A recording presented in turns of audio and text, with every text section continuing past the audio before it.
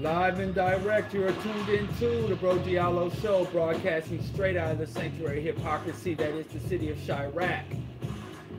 Today is June 15th in the year of your Lord, 2018. I can't call this the sanctuary hypocrisy anymore, because like I said, black folks, we got our own sanctuary now. Even though we live in a sanctuary city that gives us nothing but repression, oppression, and neglect, we do have sanctuary cafes in the city of Chicago. So the sanctuary cafes for some, sanctuary cities for others. Sorry. Everything got its own mind now.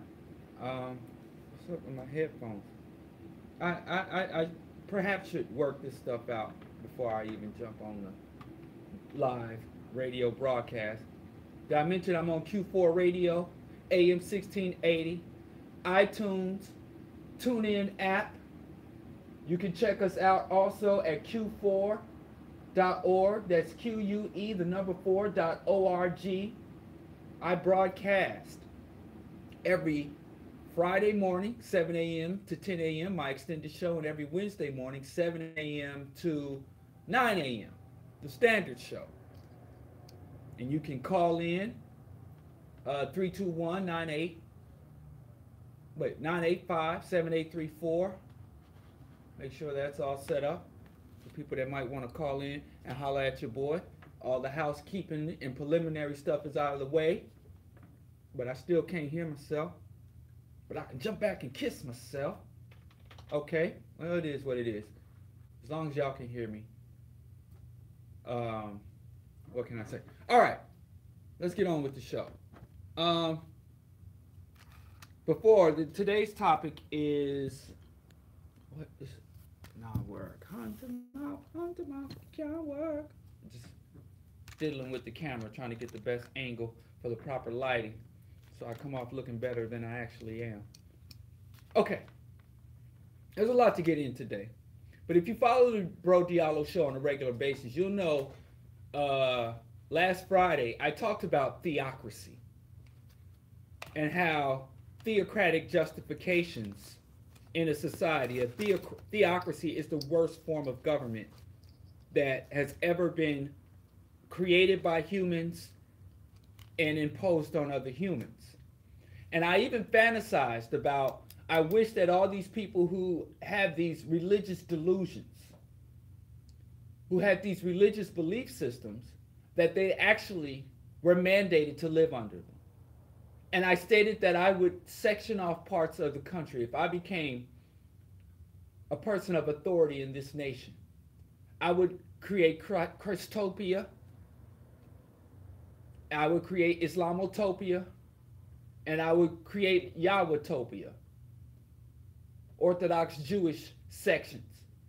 And when you move, you could voluntarily move to those areas. If you profess that Jesus Christ is your Lord and Savior, that the Bible is God's unadulterated word, and that you had a desire to live a biblical life, to live according to the laws and standards set by your Lord and Savior and his Father who is himself, then you could then the state would finance your move to that country. And the moment you cross that border, the constitutional law, civil law, state, regional laws and policies would no longer apply to you.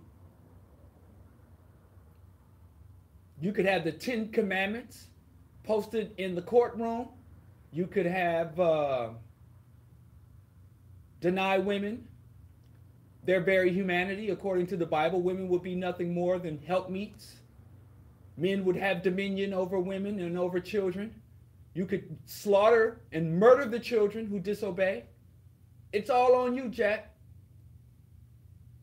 But just as you impose biblical teachings, biblical laws, biblical mandates on other people, biblical laws, biblical teachings, and biblical mandates will be imposed upon you. And that way, we can see who's really real, who's really with the ish. Because it's very easy for believers to walk among us in a secular nation with secular laws with people like me who work hard to keep religious delusions from impacting our daily lives. We who promote science, research, rationality, evidence-based governance, evidence-based science, evidence-based education. It's real easy with regulatory efforts of we who do not have this hypocritical, delusional understanding about how the world was made, how the world is governed, and what is the fundamental purpose and point of existence in life. And so the Muslims could go to Islamotopia, the Christians could go to Christopia, and we'll just send all the black Hebrews to Israel, because Israel, woo, yeah. Because we already have a Jewish theocratic, racist, oppressive, genocidal state. And the reason I'm saying this is because, and I know I'm on record saying that I am actually relieved that we now have overt racists in the federal government, and that overt racists are now allowing for other racists to openly articulate, openly express their feelings. Because up until then, the United States has always been racist. The United States has always imposed genocidal policies on the black inhabitants. And I don't think we really understand what genocide is. The word gets thrown around a lot. I mean, a white girl walks into Starbucks and they don't have pumpkin spice lattes, and she's like, oh, I'm a victim of genocide. Everybody's a victim now. So, you know, again, we've talked about it, and if we have to continue to talk about it, I guess we should continue to talk about it until it is no longer a direct, what they call a clear and present danger for the global African community. But I was glad that we have overt racists, because Obama, who doesn't have the capacity to be racist, had the capacity to be an imperialist. He even had the capacity to be a white supremacist.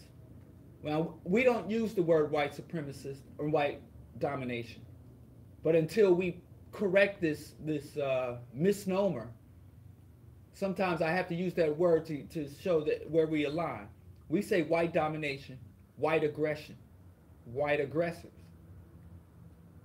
Obama was an enthusiastic advocate for, supporter of, and administrator of the systems and institutions of global white domination. Or in a nicer way, if you're at work or you're around sensitive white people, you could say Western hegemony. Western hegemony is a polite way of saying global white domination. Or you could also say the global north. The global north is also another way to politely say white people have overwhelming level of resources and power based on their capacity to kill other people who try to rebalance that inappropriate distribution of resources and power. And there are white people who sit in trailer parks, or white people who sit in urban cafes, cosmopolitan white people, and sip pumpkin spice lattes, who like to exempt themselves from this. But that's not how societies function. That's not how social primates and social systems established and ran by primates function. There are no exemptions. Or as Howard Zinn said, you can't be neutral on a speeding train. You might not be the conductor. You might not be there shoveling coal into the engine. You might just be a passenger. But you own that train. And you have. If you're not trying to derail that train, then you are culpable. So even you pumpkin spice lattes, even you multicultural, even you white people who have went to the altar and shared vows with the black person or some other non-white person, you are still culpable for the role you play, whether your role is direct benefit or passive acceptance or collective denial of the systems and institutions of global white domination. I'm sorry, that probably hurts your feelings to hear the horrible word white, because you consider yourself white, and it's hurtful to imagine that white people are bad. It hurts your feelings. It almost stings as much as being shot by a cop, being an unarmed child, while you're an unarmed child. Y'all hurt as much as Trayvon when you hear the word white people aren't the best. White people aren't good. White people owe the world a debt. White people are the parasites of the world. White people have behaved like a virus or a cancer on the global stage for centuries. That might hurt your feelings. So let me say white people, or I can't even say white people. Should I say American? But global hegemony, or the global north, however you take it. But anyway, more back to my point. The systems and institutions of global white domination. We live under it. And Obama was an enthusiastic administrator. He was a very competent bureaucrat to keep white folks' systems, Western hegemony, the American empire. I'm trying to think of non-offensive ways so white folks will hear me. And black folks won't hear you either. All that race stuff, we want to blame the white man. Yes, we do want to blame the white man. Absolutely. I don't know who came up with the hustle that it's inappropriate to blame the white man. And people that blame you for blaming the white man. You know. But, wait, what was that? Hold on, let me chickadee check something. Am I coming through? Oh, they said Q4.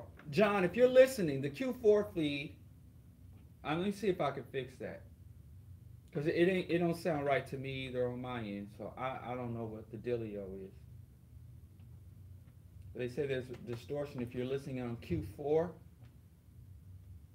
I hope that fixes. I don't know, because people, man, they're supposed to not. Let me see.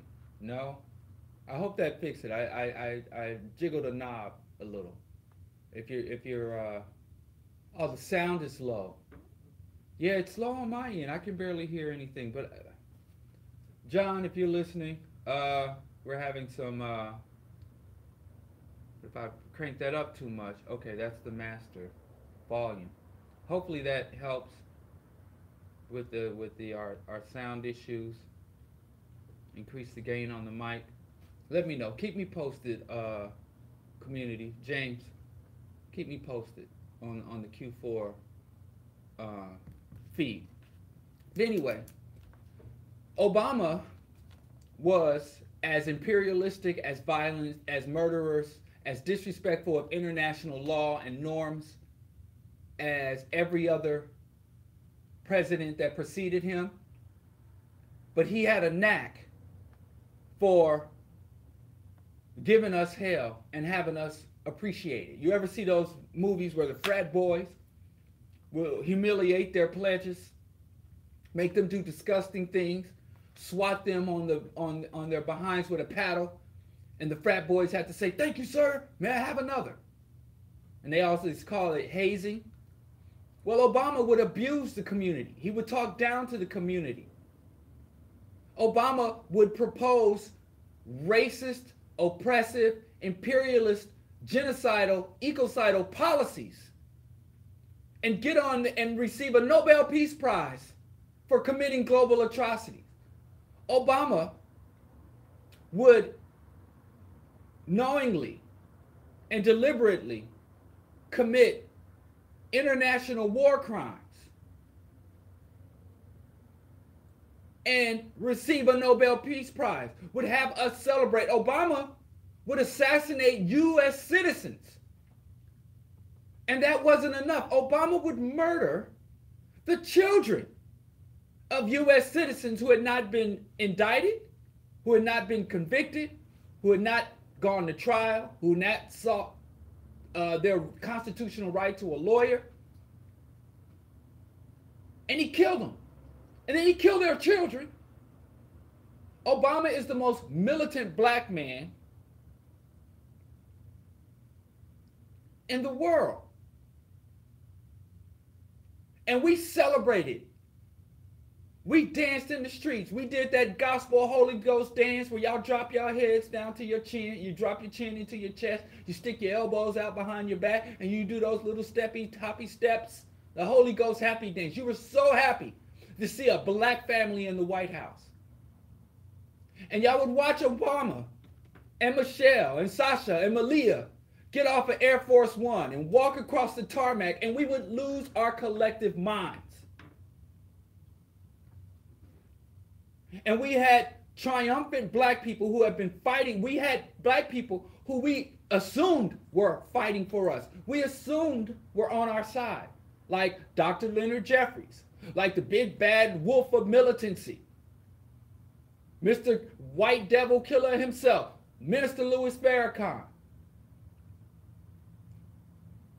People that I knew, my own personal mentors, black men who educated me in politics, in struggle, in organization and revolution. Dr. Linwood Tawheed, Brother Jamu Webster, telling me Obama is the man. Obama's going to change things. 2008, everybody lost their minds.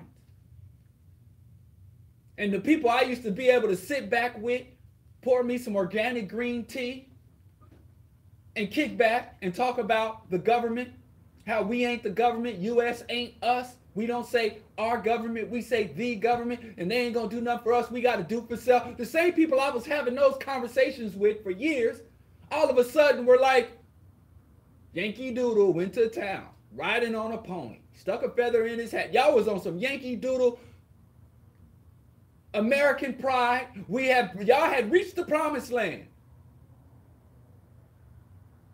And I'm like, okay, you got to the promised land and it's contaminated soil. It's polluted air and it's toxic water in the promised land. You shouldn't have never wanted to get there in the first place.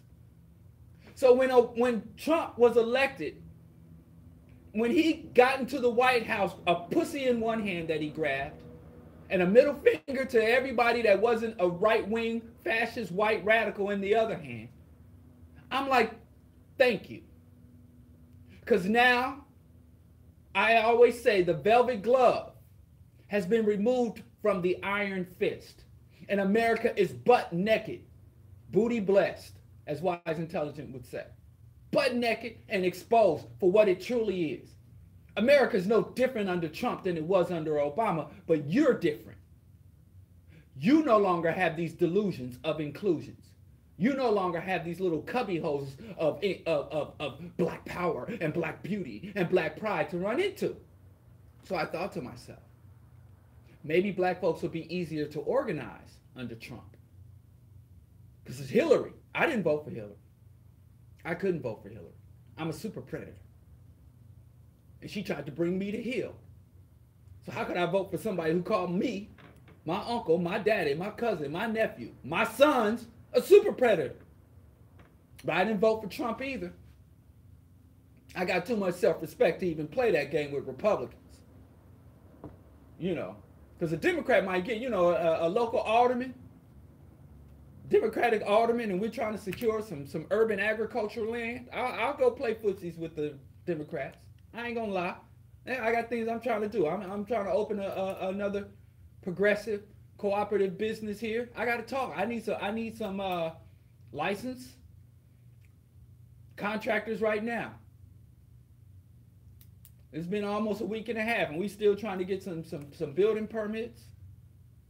Last time we had a business, and we got stopped work orders. We didn't do the proper meetings. We didn't talk to the right people to get the right things done. So I'll holler at a Democrat on the local level. I ain't got too much love for the National Democratic Party, but there's some local Democrats that can get things going for you, get some balls rolling for you.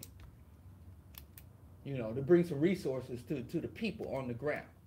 But I got too much respect to even play games with Republicans. So I at least was under the impression that under an overt racist, an apologetically anti-black, anti-African government that didn't get on the stage and sing Al Green to us, a president that was not going to whip and nay-nay with our children. I thought, yeah, you know, now it'll be easier to go to my people because I just spent 8 years being a pariah. I just spent 8 years being an outcast. I just spent 8 years being the player hater. I just spent 8 years of being jealous of Obama and his success. Like, I don't know. Maybe I'm jealous. I don't have a desire to murder people, to drop 200, 300, 400 bombs a day on Africa and the so-called Middle East, northern Pakistan. I don't have a desire to destabilize a whole region of the African continent and illegally assassinate leaders. I don't have a desire to overthrow the Bolivian government, to destabilize Honduras, to have oppressive policies throughout Latin America, and then punish the people who are running away from those policies when they reach the shores of the United States or the borders of the United States. I don't have no desire. I don't know what about Obama I should be jealous of. He got a lot of money. He does have a mass amount of fiat. I would like to have that 60 million, yeah, but I ain't willing to do what he did to get no $60 million. I'm not about to be a lapdog for empire. I'm not about to work for the Bilderbergs, Council of Foreign Relations. I'm not ready to be a pawn on the grand chessboard under the direction of Zbigniew Brzezinski like Obama was. So I ain't willing to put in the work, so I guess I don't get the reward. But it's not jealousy. But I'm finding in 2018, well into the second year of Trump's presidency, the black community is no more rational, no more awakened, no more willing to stand in principled, militant, or political opposition to the federal, state, or local governments under Trump than we were under Obama. But to y'all credit, the community is more aware. The community is more willing to engage in criticisms of the state and hear criticisms of the state. But then y'all still, just like y'all swallowed a lot of Obama's propaganda, y'all swallowing some of Trump's. He letting black folks out of jail. No collusion. Y'all swallowing his. I mean, I thought y'all was swallowing Obama's propaganda because he was so smooth with it. But y'all eating up Trump's lies too. Y'all falling for Trump's manipulations too. Scary times for me, man. But anyway, not only is what comes hand in hand with overt white racism is white religiosity. There's never been, whether it's chattel slavery, whether it's Jim Crow, or whether it's mass incarceration, white folks have always, when they had a whip in one hand, when they had a rope in one hand, they always had a Bible in the other. So now the Republicans, in control of the Supreme Court, the judicial branch, the executive branch, and the legislative branch of the federal government, they have all the power, are now not only bringing forth and being overtly racist, but it's also consistent with overt racism. It's biblical. It's biblical prophecies, biblical beliefs, biblical policies, God-based government, which is an issue. And it's really a tragedy that so many black people, we need to put prayer back in the schools. We need to return to God. So right now at the board, and I know this kind of stuff is hard for black people to deal with, because if you're a black person in the United States who is conscious, who is aware, you will look at white people, good white people, the best white people the world has to offer. And they make us like scrunch our faces. Because we'll see good white people out here crying. Like an example, white people, like some of my favorite white folks are animal rights activists. Vegan, animal, it's my favorite classification of white folks. My favorite kind of, the best kind of white folks. If I could handpick me some white folks, them would be my white folks. The green, off-grid, hippie, tree-hugging white folks. Best classification. Good on y'all. But you'll see them out there, and they'll run into a feedlot. They'll run into a broiler house and say, look at the plate, look at these chickens. Oh, they'll weep and wail and fall out because some chickens are in cages that are too small. And like I said, on their way to get to the feed lot, on their way to get to the broiler house, they will literally drive past a juvenile incarceration facility. They'll drive past a prison and not look, not think. Like, gotta stay focused on my mission.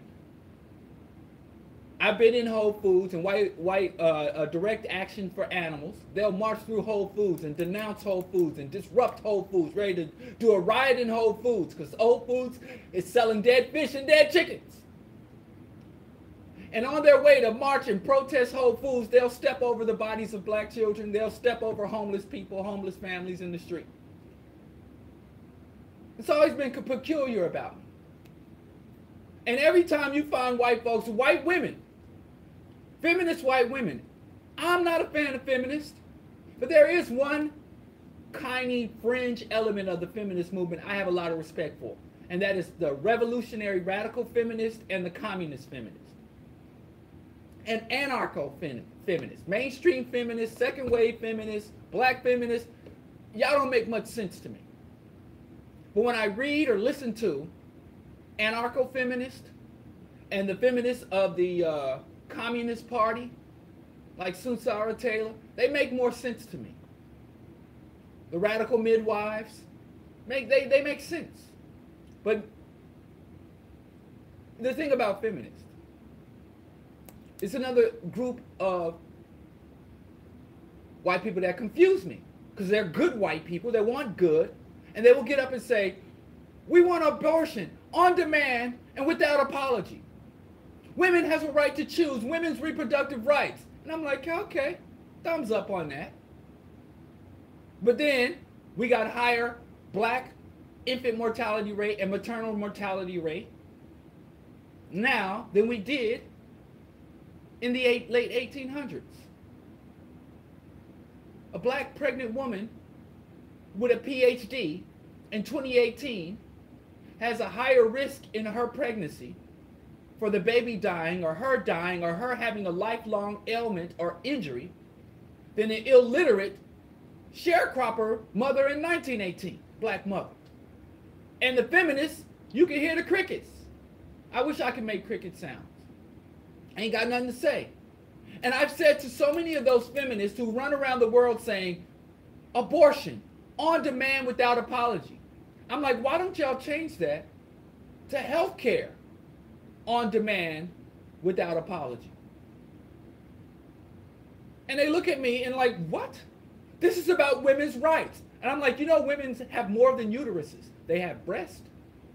They have bones and joints. They have bladders and kidneys and livers and lungs and central nervous systems. They have eyes. They have teeth. Dental care on demand without apology. So even if you were lobbying for women and girls, leave us men to our rugby and other manly stuff. Even if you were like, why can't you say universal health care on demand without apology? Like, listen, I can't get this tumor cut out my breast. I can't get my insulin. I can't get this arthritis medication. I can't get any dental care. I can't get the proper prescription of glasses, but damn it, I can get me an abortion. So it's like even the good white people have these blind spots. Like right now, what got me talking about this, and we're going to get on Pan-Africanism. We got a little time today, and we're going to take it. Even with this issue of they're separating children at the border. And I'm going to tie this back into theocracy and everything. And we got good white people. Amy Goodman from Democracy Now!, Tom Hartman, Noam Chomsky, Naomi Klein, all these liberal good, Medea Benjamin. These are all, you can look these white folks up. These are the good white people. These are the good whites that integrationists tell us about. It's good white people out there. Yeah, I'm not just going, when I was running around saying the white man is a devil. Not a devil, but the devil. And the people, oh, there's some good white people out there. I'm like, really? Let me check and see. Yeah, there's good white people out there. Oh, damn it. I got to reconsider this. I got to rework the narrative.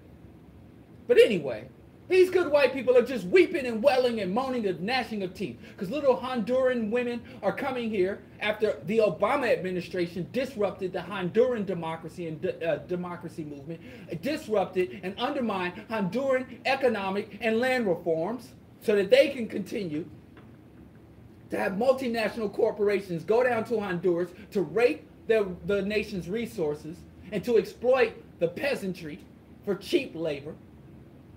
And make sure Honduras is a hub for drug trafficking of the CIA and the NSA. The people had to get out of there. It's like, I can't live in this artificial war zone. We're on the front lines of U.S. imperialism. So they were like, well, I'm going to follow my resources. Every time you talk about an immigration population, any group of immigrants you don't like Africans coming here. You don't like West Indians coming here. The Africans, they don't speak the language. They're sneaky. Here come the West Indians. They don't respect the culture. They're all weed heads. They're drug dealers. I don't like the Mexicans coming here. They too stabby. I don't want the Hondurans coming here, and I don't even know what a Honduran is. I don't know where Honduras is. I thought they were Mexicans too. I don't care. I don't want them here. If you're anti-immigrants, and I know we got a lot of black people who are acting like white right-wing conservatives, even some black scholars that I respect, like Claude Anderson, telling us the immigrants are coming here to eat our lunch. And we got a lot of black people that are mad that there are other people trespassing on the plantation. We're out here trying to pick our cotton, and here come a Mexican to try to pick more cotton than me. He's picking cotton that was reserved for me to pick. And we get really pissed off when people trespass on a plantation that we don't own, we don't control, we don't have no say over, but we do have a piece of paper telling us we're citizens of the empire. Therefore, we take it personal. But anyway, these people come here, and the U.S. military is like, yo, you come here, we're going to punch you. We're going to make you suffer. We're going to make you sit out in sweltering heat. We're going to put you in unsanitary holes. And now, this didn't start with Trump. Again, Obama was doing this at a more efficient level than Trump. While y'all was doing the Holy Ghost dance when Obama was doing it, y'all was praising. Y'all was sharing pictures of Obama on the tarmac. Look how beautiful Sasha and Malia are. Look how beautiful Michelle. Look how toned her arms are. Look, oh, Obama's so sharp today. Oh, they're so wonderful. And the whole time, they got the blood of Africans, the blood of Arabs, the blood of migrants from Latin America, Central America, South America, on their hands. These are bloody shoes. Yeah. Obama and Michelle had on bloody shoes too, because they had an orgy of destruction, oppression, murder, bombing, pillage, assassination. All 8 years of the Obama administration. But again, where was those liberals then? I said these good white folks had these blind spots. So I've been following the media. All I'm hearing about, the children, immigrant children being taken away from their parents. Their little immigrant, little Honduran, little Panamanian, little Mexican babies are being ripped from the breast. And I'm like, whoa. As a man who has very vivid memories of my mother being incarcerated and my grandmothers and uncles cleaning us up, we go to church Sunday morning and pray for my mother's soul. And then while we were still, before we could get out of our Sunday clothes and want to go play and get dirty in the streets, they say, keep your Sunday clothes on because we're going to see your mother. And going to see my mother behind glass. And then, when she was locked up in a correctional facility, sometimes they let you sit. They had these round tables. And they patting down us. They pat down the children. And one time my grandmother tried to sneak in, she didn't try to sneak, she's a godly woman. She wanted to bring my mother a Snickers bar. And the guard was like, well, she can't have a Snickers bar. It's got nuts in it. They're not allowed to have nuts. And I didn't see no liberal white people. I didn't see no good whites outside the women's detention facility. And as I got older, I went and worked in a prison myself, in a prison infirmary. I worked on Rikers Islands for a few years, and I would work at Rose M. Singer Center, which is a women's correctional facility on the island of Rikers, the only women detention facility out of several male jails, but there's only one woman, Rose M. Singer Center. And I saw mothers, pregnant mothers, chained, shackled to a stretcher, black mothers, and they would deliver the babies, and they bring back the mothers who were barely stitched up from forced C-sections, and the baby wasn't there. I saw mothers, new mothers, old mothers, mothers of infants, mothers of toddlers, mothers of adolescents, mothers of teens, all locked up, away from their families for frivolous crimes.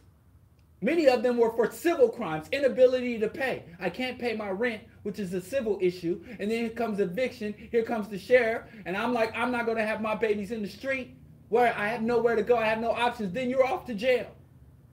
You ain't hurt nobody. You're just trying to live. Because some greedy slumlord wants an extra million to throw on top of his billion, you go to jail. Where were the good white people that were so upset about black mothers being taken away from their babies since the Reagan administration, since the Nixon administration, since the Woodrow Wilson administration, since the Emancipation Proclamation? I ain't even got it. Since after slavery, it's been routine that black mothers have had suckling babies ripped away from them. Black children, the DCFS, the Division of Family Services, all over the country are flooded with black babies. And they're giving black babies to anybody that wants them that's white. And we got white women from Madonna to Sandra Bullock, got a whole beautiful collection of black babies. Black babies wholesale, black babies just falling out of their pockets. Where are the good white people? And I, being a human, being a person with empathy, being a person that is in favor of justice and anti-imperialism, I feel some type of way. I have great level of resentment about Honduran mothers having Honduran babies snatched from their Honduran breast. But I've been angry about babies being snatched from mothers for decades now. And there are so many good white people that just found out that the state, the United States government, federal, state, local, regional governance, and even non-state actors have been stealing little black, brown, blue, yellow, and even poor white babies off his breast nonstop. So I don't understand these blind spots. And it's kind of hard for me to listen to these white people just weep and wail and moan and gnash their teeth about mixing babies. It's very peculiar to me. I don't understand this disconnect, this cognitive dissonance. Like, white folks just found out that babies getting took. Or, all took babies ain't created equal. It's like, they took my baby. Well, calm down. Okay, they took your baby, but first I need to find out, are you an illegal immigrant? No? Well, you probably deserve to have your baby taken and to disobey the law. I don't know. I said under Obama, when they started this sanctuary city mess, I said, black people, renounce your citizenship, exit the country, and then sneak back in. And then maybe somebody will care about our mass detention, mass incarceration. White folks just found out about mass incarceration when Trump got elected. Oh, they have these huge detention facilities. They have people locked up all over in these huge detention facilities. Yeah, they've been doing that since the 70s, 60s. What? You just found out? Poor. So I don't know whether white people have this cognitive dissonance or good white people are just real slow on the uptake. Anyway, don't let me discourage you from your good whiteness. Can't have it all. So if you got to step over black mothers who had their babies snatched away, or hell, they're snatching, it's different. They snatch black mothers away from babies. They mass incarcerate black women. Often, their incarceration rates surpass black men's incarceration rates.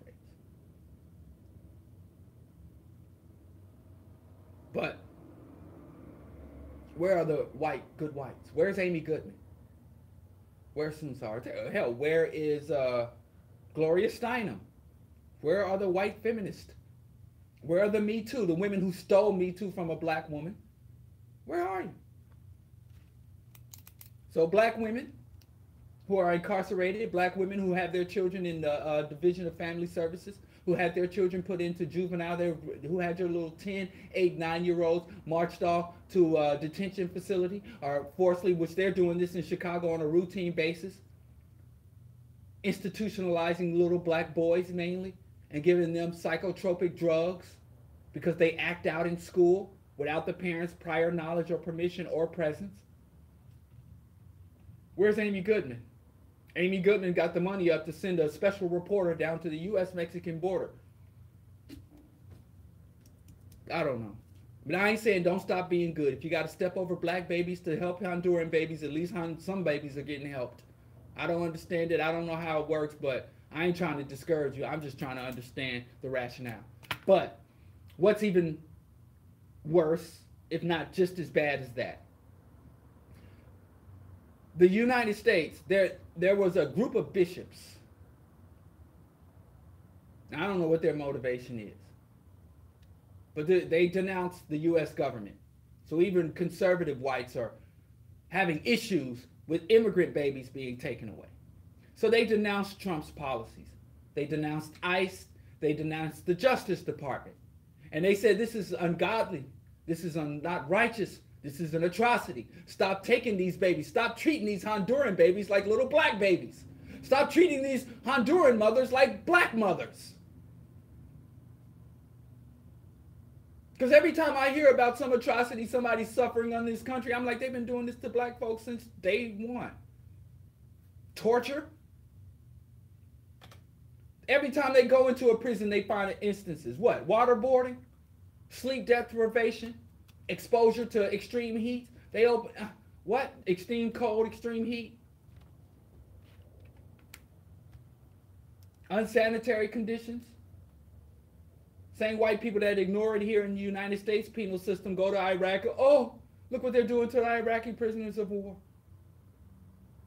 I don't understand that blind spot, white folks. Now, they did say in the bell curve that black people have better visual acuity, whatever that means, than white people, genetically. It's a genetic advantage we have. Y'all remember the bell curve? I might have to do another show, a refresher on that, and how that affects our lives today. But Jeff Sessions, the Attorney General of the United States, when he heard that the religious leaderships of both Catholic and Protestant denominations were denouncing his policies, this appointed official of the secular state, separation of church and state, read a Bible verse. He cited the Bible, the U.S. Attorney General. Now, didn't I just tell y'all over a week ago that y'all letting this country slip into a theocracy? And what I tell you about theocracy, I don't care about your feelings. I'm going to tell you, if you believe Jesus Christ is your Lord and Savior, if you believe the Prophet Muhammad was a messenger of God, if you believe that Moses split the Red Sea and God has a personal covenant with a certain chosen people, if you are a Christian, if you are a Muslim, if you are a Jew, if you are a Hindu, if you got some wacky offshoot personal spiritual system and you believe some supernatural magical force in the universe is, as you send out positive vibes and energy, will bestow material success on you, you believe in an absurdity. It's all absurd. And I don't care if every other human on the planet believes this mess and I'm the lone person. I'm going to be the one to say, the voice in the wilderness, it is absolute absurdity. It is not true. Moses didn't part no Red Sea. There are no chosen people by God. The Prophet Muhammad was talking to his damn self if he was talking to anybody. And Jesus Christ did not die for your sins. He did not rise on the third day. And he is not the Son of God. And his mother was not a virgin. It's all absurdity. If you want to believe whatever you want. I have beliefs. I happen to believe that Xboxes are better than PlayStations. And what I do is, I don't buy that. I don't like to spend money. Or maybe I don't. I don't know if I like to spend money or not. I've never had money. I never really had surplus currency. So I don't know. Let me not say that. I ain't going to try to be more righteous than I am. I say I don't like to spend money. I haven't had the option of spending money. So what I do is I go buy used and refurbished machines. I've even bought Xboxes off the streets. And when I do go buy a used or refurbished machine at great discount, I always buy Xboxes, never PlayStation. So I did buy my very first gaming system. Was the old school gray PlayStation, but I've seen the light, and I moved over to Xbox. That's my belief. Now, I have no evidence to back it up. It's a feeling that I have. Now, we can go and talk about the specs, the games, the catalog of games, you know, the customer service. There's a lot of things, material things in there that we could use, but just like it's always a give and take. Xbox has a stronger, graphics engines, but, PlayStation will give you free online services where you have to pay a subscription for, but I believe I haven't done that much research. I just feel that way. That's how I feel. And it makes me happy. But I'm not going to go and try to create laws or try to condemn PlayStation enthusiasts. So I have beliefs. But I don't let that belief guide or dictate my life. I'm not going to give 10% of my personal income to sustain that belief, to try to validate that belief. We're not going to do it. We're not do it because it's absurd. And I am able to say, yeah, maybe I might hang up on in being Xbox as opposed to PlayStation. It's probably stupid. It is stupid. It doesn't matter. And when I can admit that, when I can understand that, then even though I have an absurd opinion or belief, it does not lead me down the wrong path. But if you have an absurd belief that God so loved the world that he gave his only begotten son, God loves you and you have a personal relationship with God and he's so loved and has so much concern for just you that he knows how many hairs you have on your head. He's with you every step of the way. He's with you, and when you gather with other people, he comes among you and he fills you up. When you believe those absurdities, I got to find who said this quote because this hit me like a brick because it helped me to understand the world. That when you get people to believe absurdities, you can get them to commit atrocities. And every mass atrocity and most individual crimes and atrocities are the product of human beings accepting absurdities. Whether it's a religious absurdity that leads to the inquisitions and holy wars, or whether it's ideological absurdities like having white skin makes you a better entity than those without white skin. Every single time. So now that we have a theocrat, now that we have an overtly racist state, now, like I said, whenever they had the whip or whenever they had the rope in one hand, they always had the Bible in the other hand. You go see that movie 12 Years a Slave. That demonstrates it very well, where the guy would cover his body in Bible verses. And when he would whip slaves, he'd have the Bible in the hand and he'd be yelling out these verses. You can't find, even Adolf Hitler, they claim Adolf Hitler was religious. It's just that Adolf Hitler was like, I don't want, Christianity is contaminated. Christianity went all over the world and now we have all these African Christians and Asian Christians and Native Christians. And we allowed all these people. And so he said, we need to go back to our Germanic gods, to the Nordic gods. Let's go back to worshiping Thor or Zeus or Poseidon. Let's go back to these white gods that haven't been imposed on the rest of the world. Because our white Christian God and white Jesus just got too many non-white people. So he was very, very religious, very superstitious. He was a believer. if you can get people to believe absurdities, you can convince them to commit atrocities. And I meet black men who join the armed forces. They believe some absurdities. America's a democracy. That's an absurdity. America is the indispensable nation. We're the beacon of light. We're going overseas with machine guns and nuclear bombs to help other nations. That is an absurdity. I'm an American citizen. That's an absurdity, black man.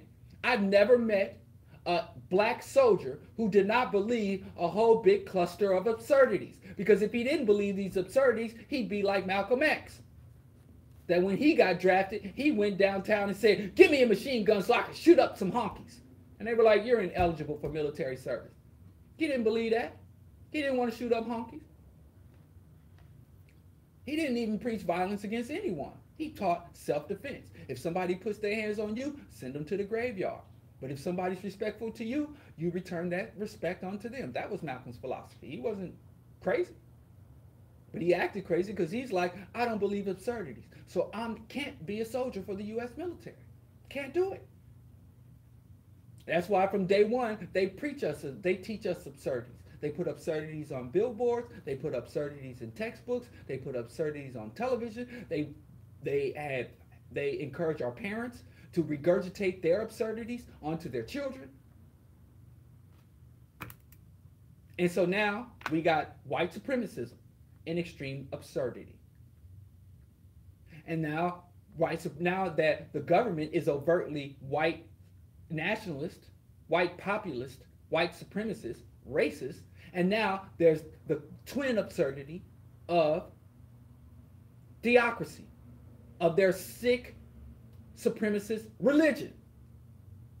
And so there's about to be, not to say, like they got a heart. Obama set the atrocity bar really high. Like I said, Trump is working so hard. The only thing he's working hard at is surpassing Obama's death record. Everybody says when Trump got into office, his primary mission was to subvert everything that Obama accomplished, which is a lie, because one thing that he accomplished, which is opening up the gates of hell and unleashing the U.S. genocidal, ecocidal military upon the innocent citizens of the world. Trump is like, I'll match and surpass that. And he's working hard to. And so Jeff Sessions used the exact same verse that in the lead up to the Civil War, there's Romans chapter 13.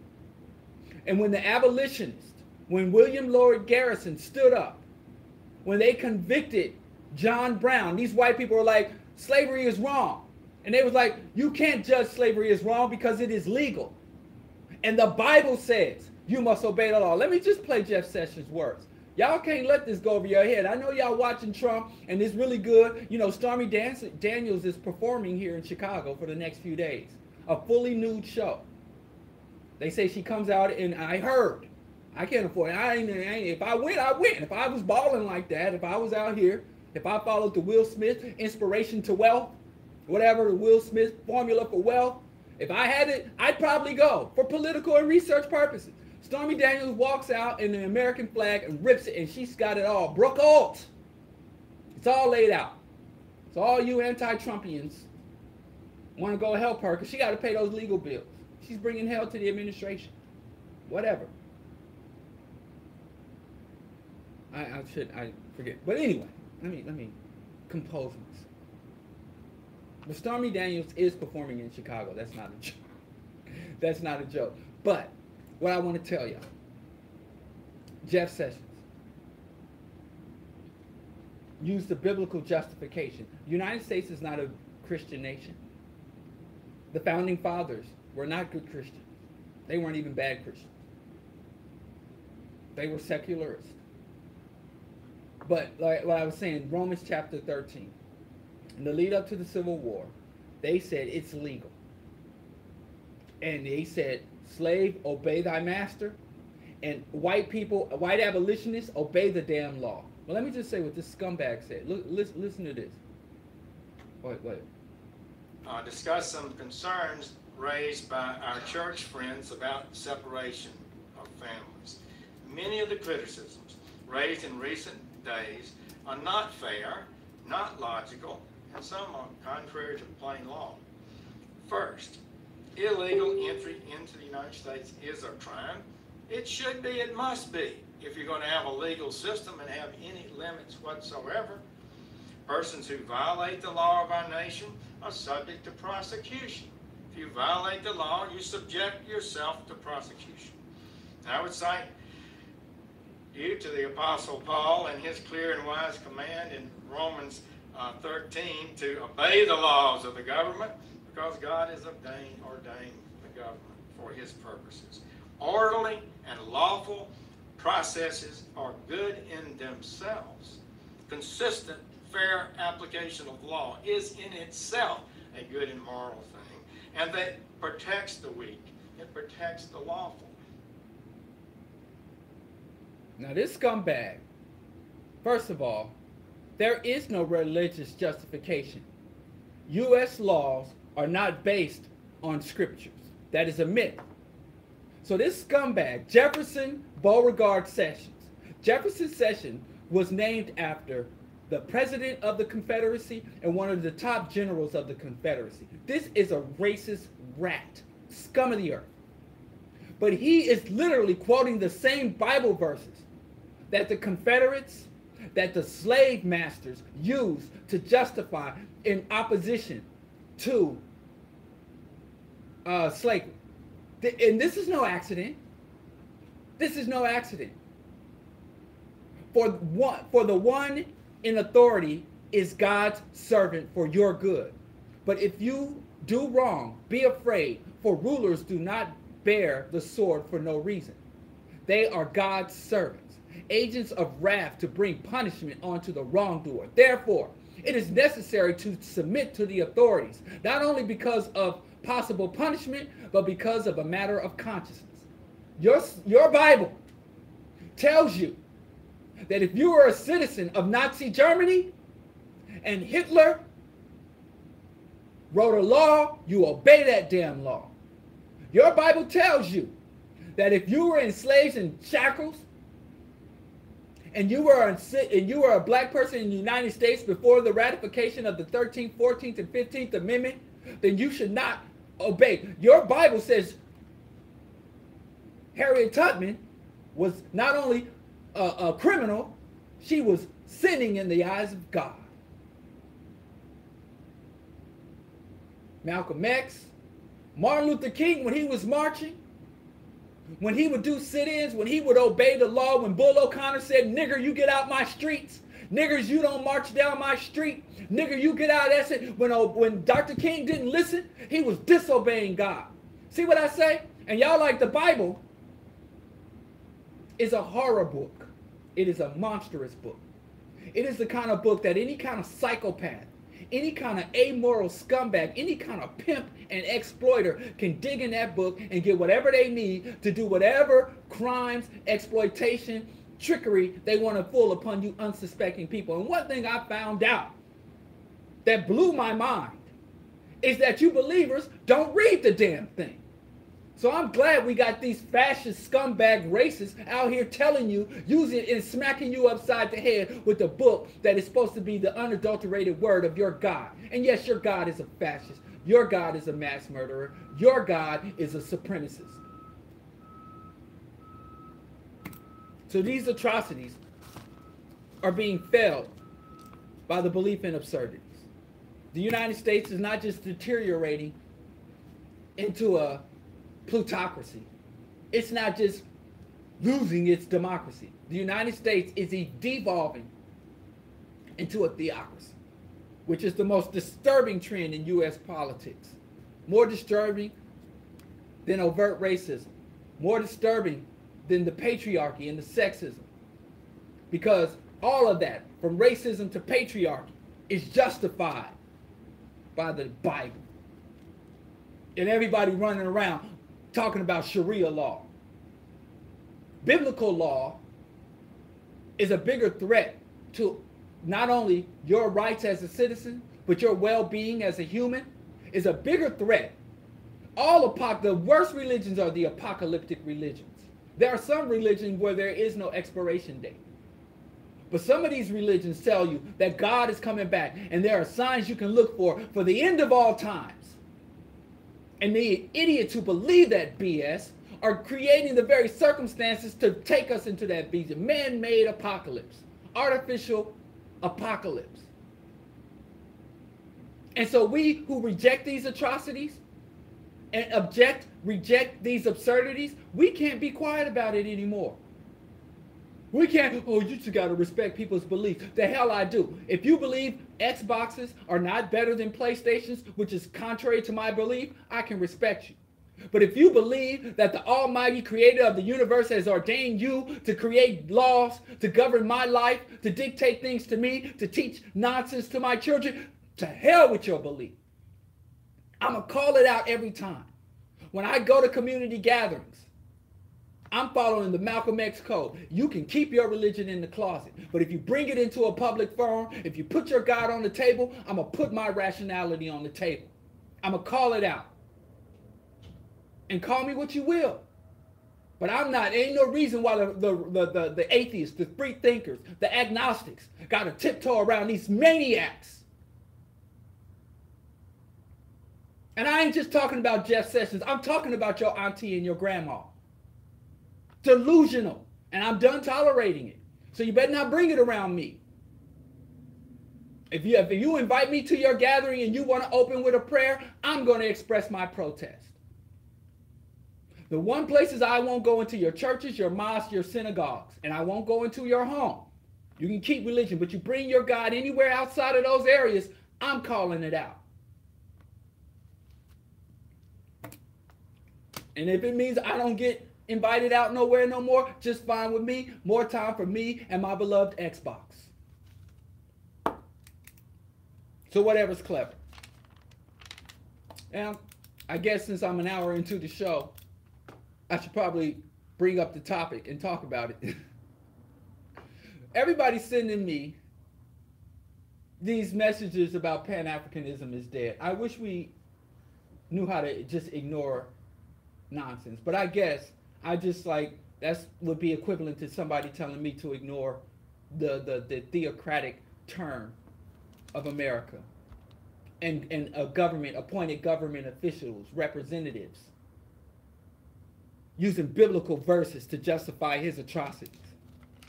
And you know what? If you believe in God, God didn't strike him down. I didn't see no warts pop up on his skins. I didn't see no toads rain down on it. So God must agree with him. Your God is a racist, and your God loves Jeff Sessions as much as he loves you. Take that to the bank. So let's just talk about Pan-Africanism for a second. And is Pan-Africanism dead? And if it is dead, shall we resurrect it? But what I'm going to do, the way I'm going to approach this, is I'm going to talk about all the other pans.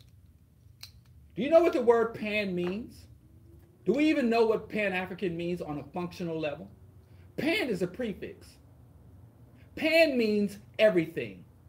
The prefix is derived from the Greek word, I don't know, it's in Greek letter, N-A-V, nav, from the Greek letter nav, used in English for all. It is the same prefix that works like pandemic, panacea, pantheon, Pangea. A close equivalent would be the Latin prefix omni, which means everything. So Pantheon was this giant temple in the Roman era. They had all these different gods. And they had Greek gods, Egyptian gods, pagan gods from the people in the hills. And the Roman emperors were like, this religion thing, it really works because we get people to believe this dumb nonsense and they're easier to control. And we can start saying the emperor is God's regent on the earth, and they're dumb enough to believe God is real, then they must be dumb enough to think that one man should be able to dictate the nature of their lives and control the economy. So I can't remember which emperor it was. It was one of the Caesars. I think it was the second Caesar. But don't quote me on that. I can look it up. If you must know, ask me online and I will send you. But I believe it was one of the Caesars, or Caesar's nephew, who said, I'm going to create the pantheon. And theo or theos means God. Theology. Theocrat means God. Theology means study of God. And pan means all. So they created the pantheon, which means all gods. In this giant temple, where you didn't have to go to all these separate temples, you could go to one temple, one-stop shop, like a religious Walmart of the ancient world. Pangea, remember, was geo means land. Pangea means all land. Remember when they said that all continents were connected into one mega continent? That was called Pangea. So this is literally not just an ideological word. This is a scientific, or at least a linguistic term. It just means all, or omni, all, or everything, everywhere. So pandemic means everybody's sick, you know. So when you say Pan-African, what are you saying? All African people. That's all you're saying. Now, what about all African people? I don't know. You have Pan-Africanists who just says we should all just appreciate and love how we look. We should just be pro-black. We should love ourselves. And we should be proud of our heritage. There's no political agenda. There's no ideological basis for it. There's no policies. Nothing else. I'm black. Say it loud. I'm black and I'm proud. Even James Brown, with his $30 box perm, stand up there, say it loud. I'm black and I'm proud.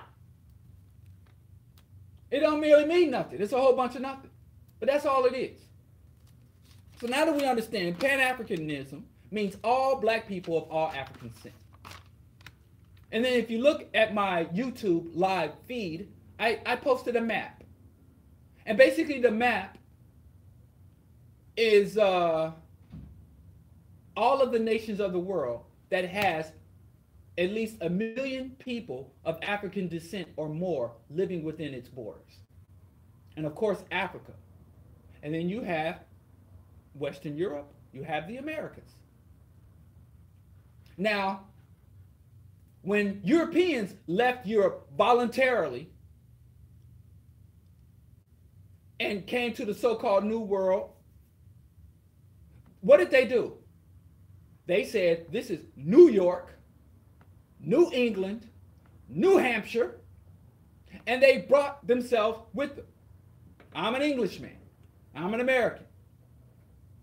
Now, when Africans came, we could not do New Swaziland. We could not do New Ashanti Kingdom. Why? Because we came involuntarily. We didn't want to leave our homes. And isn't it ironic? In 2018, the people who voluntarily left their homeland still have strong economic, political, military, formal treaties with their homeland. But the people who involuntarily left, their descendants are like, screw it, I'm just going to cash out, all in with America. Let's just cut off the umbilical, our historical umbilical cord. And even if you hate Africans, you one of them, oh, African booty scratchers, one of you black people who have been successfully indoctrinated to be ashamed of your skin, your heritage, your culture, and you have, because the white man didn't see fit to teach you, you are ignorant of your history, of Africa's history and our connection, that we were never broken off from Africa, that taking Africans out of Africa, taking Africans out of Africa was an expansion of Africa. It wasn't a breaking off, but an expansion. Let me just tell you what your white friends are up to. These white people you want to throw all in with. You want to be an American. And you want to, you know, and that's the integrationist thing. And a man I greatly respect, whom I would have voted for if I could have. If I lived in Harlem in the 60s and 50s, I would have cast my vote for this man 100 times. And that's Clayton Powell. I didn't agree with everything, but I mean, if you're going to have a politician, he was the kind of politicians we need. I'll take one Clayton Powell over 1,000 Barack Obamas any day. But he did say something that summed up the integrationists, black people who want to be American citizens, black people who want to be Don't look past my color. I'm just an American. You Yankee Doodle dandies who just want to be full and respected participants in America. Because to me, if black people had their full citizenship rights respected, if there was no bias in the judicial system, no bias in the economic system, no bias in the educational system, no bias in the healthcare system, no bias in zoning, no bias in distribution of resources, no bias, racial, even if none of that was going on for the last century or more, since we were deemed to be more than human chattel, I would still be a revolutionary. If every black person was living like Will Smith and Jada, or like Oprah and Jordan, if all of us were living lavish, I would still be a revolutionary. I would still be anti-American. Because the United States is a genocidal empire. And I don't care if you're giving me a mountain of fiat currency, if you're contaminating the air, if you're causing mass extinction, if you're provoking the polar ice caps to melt, I still got to fight you, even if I'm balling so hard. But let me just say, white people have been pan-European from day one. Even though white people fought not one but 2 world wars and killed hundreds of millions of each other, even though you find the average Scotsman, he can't stand the British. Even though you find the average British person, they think the average American is rude, crude, and ignorant. America hates the French. Remember they said in the Bush administration, don't call them French fries, we're going to call them freedom fries. And they say French are cowards, and French surrendered to the Nazis. The average German hates all other white people. Right now, Angela Merkel is choking off other European economies. The home, the root, the foundation of European culture, according to Europeans, is Greece. They got Greek fraternities in every major Ivy League institution because they said that the Greeks are the foundation of our philosophy, of our academic and scientific development. We love Greece. That is our intellectual and cultural homeland of all Western culture. And they bankrupted Greece. The United States, Great Britain, France, and Germany economically raped their own motherland. So obviously, pan-Europeanism is not rooted on everybody getting along and everybody liking each other. I ain't never find an Irishman say a good thing about a Polishman. I ain't never found any other white person say any good thing about an Irish. And everybody hates the Roma gypsies. Everybody across Europe. Ukrainians can't stand Slovakians. They don't love each other. They don't love them hoes. Ain't no love amongst white people. But that is not what pan-Europeanism is based on. It ain't about your personal feelings. It ain't based on love.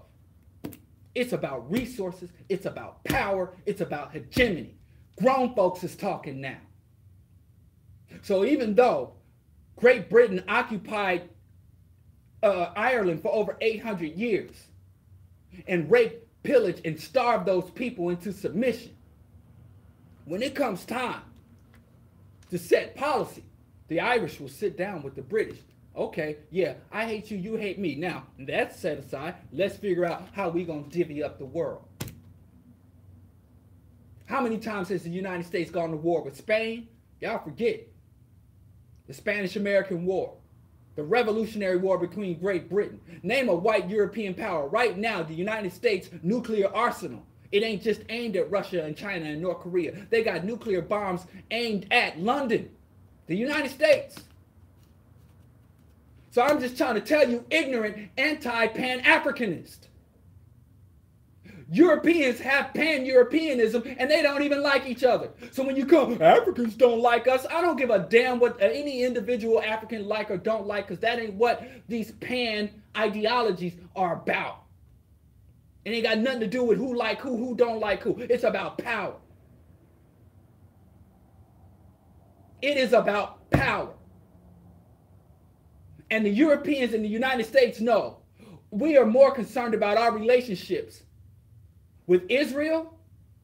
We are more concerned about our relationship with Great Britain, Germany, France than we are about our own black citizens.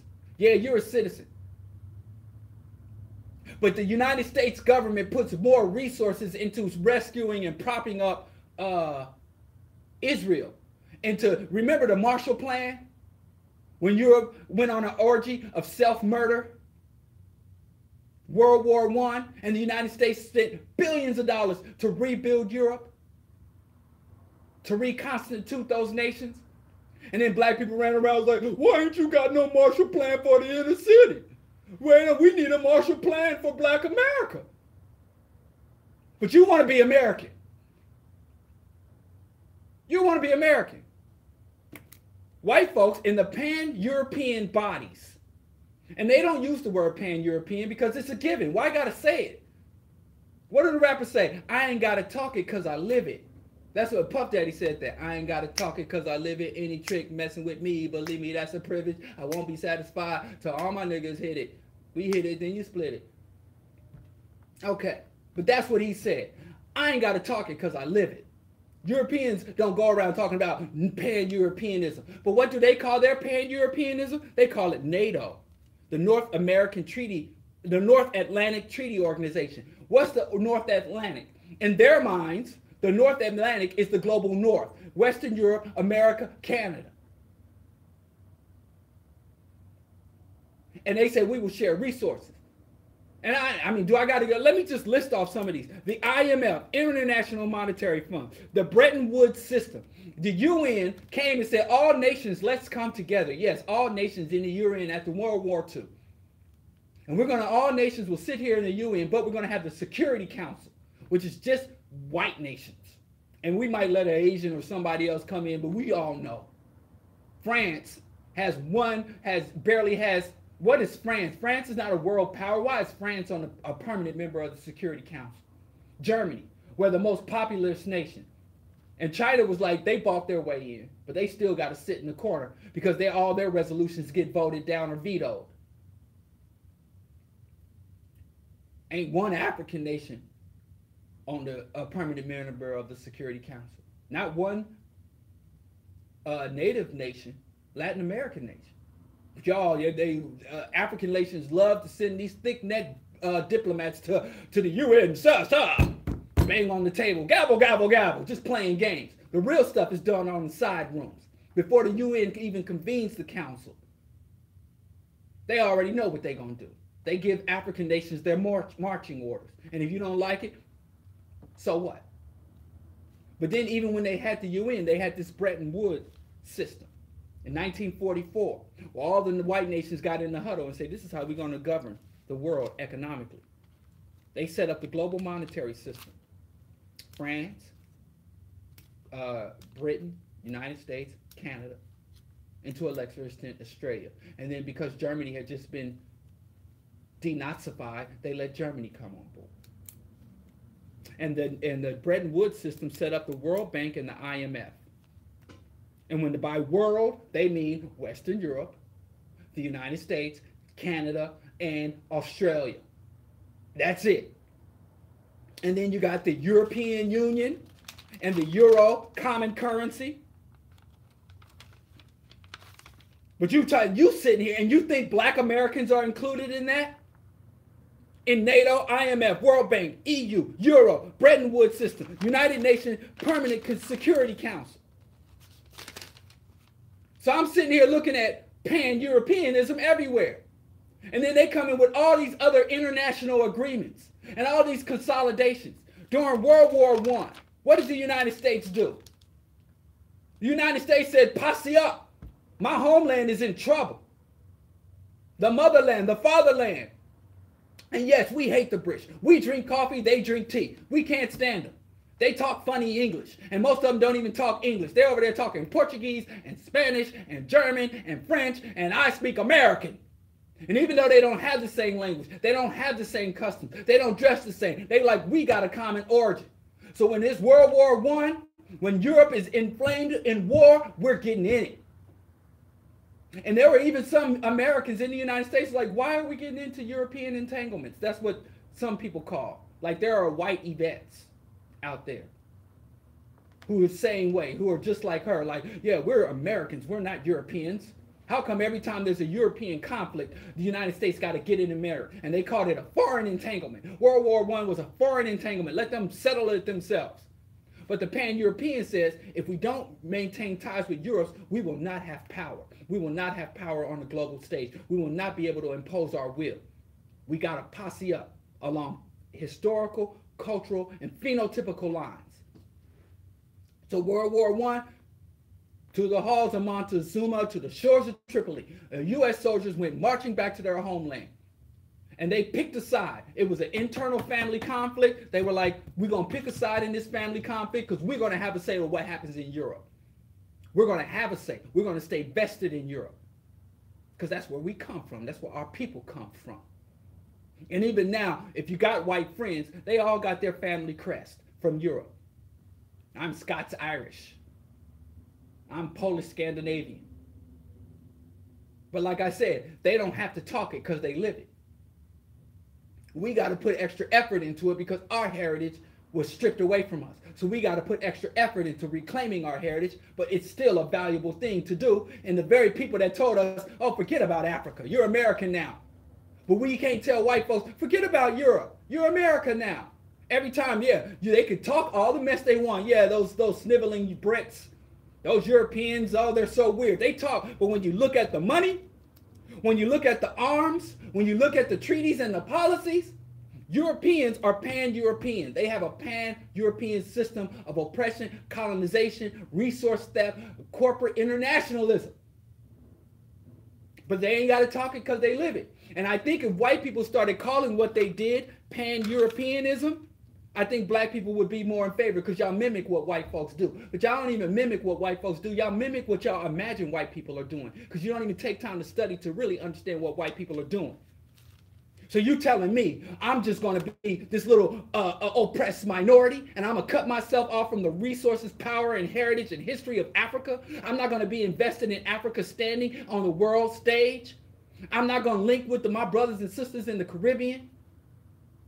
I'm going to reject the majority of black folks on this side of the hemisphere live in Brazil. I'm going to turn my back and cut myself off from Brazil. And I'm going to be more invested in trying to lock arms with Billy Bob, with Jefferson Beauregard. I'm going to try to say, well, I'm going to do the best I can get out of them instead of saying I'm going to sit with these people on the international stage and I don't care if you don't like me. I don't care if you think I talk funny. I don't care if you think I smell funny. We're going to sit down. And even if you're not willing to, I'm better vested in fighting for unity with Africans than fighting in inclusion in America. What the blood clot?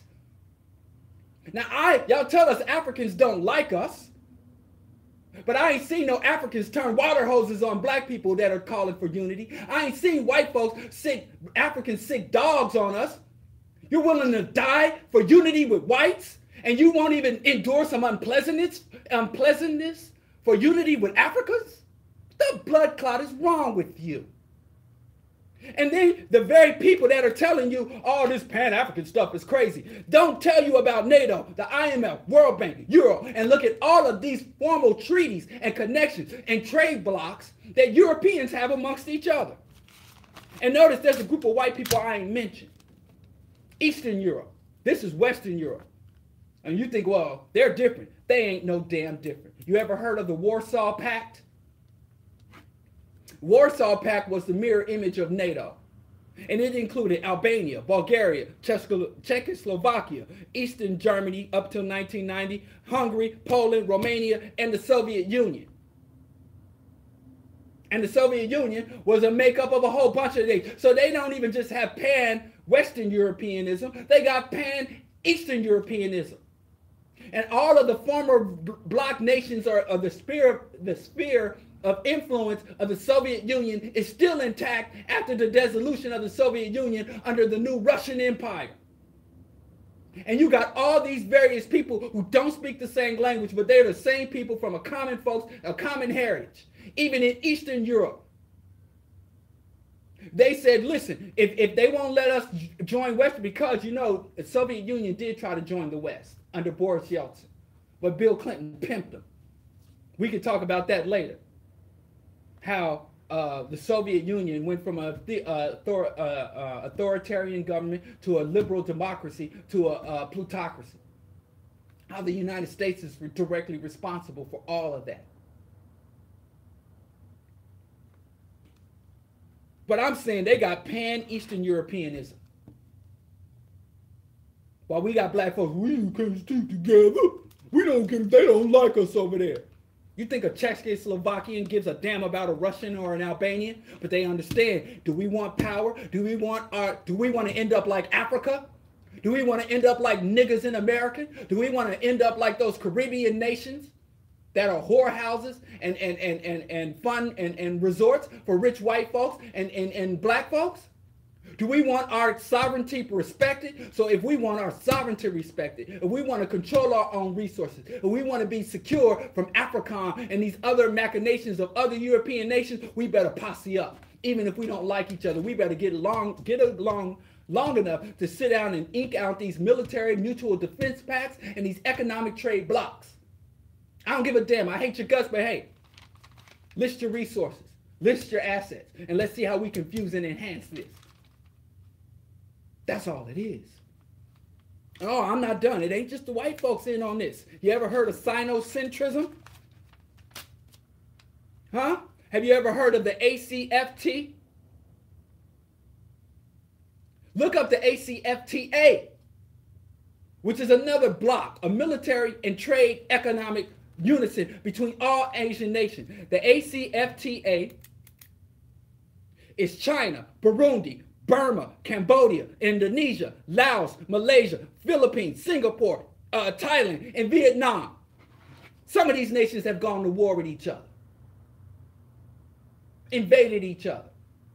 But they were like, we're going to have mutual economic, political interest.